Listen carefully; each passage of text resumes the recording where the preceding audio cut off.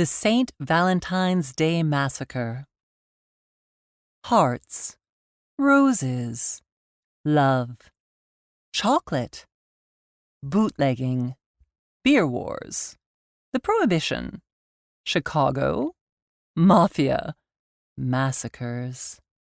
Yes, all of this and more can be connected to the romantic date of Valentine's Day. On February 14th, 1929, 7 members of Bugs Moran's gang were killed by 4 men, 2 of whom were dressed as Chicago policemen.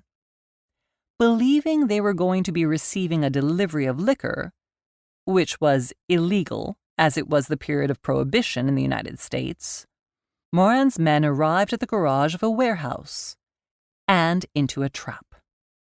They were lined up with their backs against the wall by the uniformed fake cops, who shot them on the spot.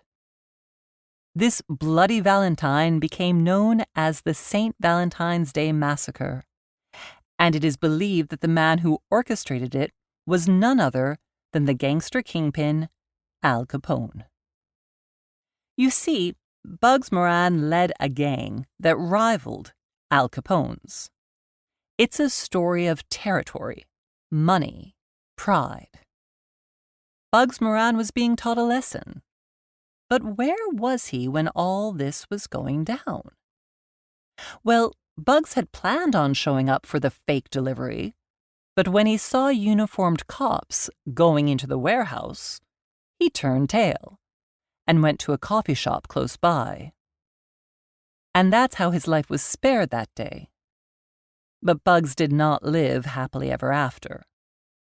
Crime doesn't pay, and after many years of incarceration, Bugs Moran died in Leavenworth Federal Prison in 1957. As for Al Capone, after the St. Valentine's Day Massacre, he basically ruled Chicago. While it has never been proven that he was the one behind the killing, the massacre was the last confrontation between his gang and Moran's. In 1931, Al Capone was arrested and jailed, not for the massacre, but for tax evasion. The building where this massacre occurred was torn down in 1967. The bricks of the north wall, where Moran's best men were shot, were bought by a Canadian businessman and then sold individually. The remaining bricks are in the Mob Museum in Las Vegas. To this day in Chicago, the color red symbolizes St. Valentine's Day in more ways than one. The St. Valentine's Day Massacre may have inspired many a filmmaker throughout the 20th century.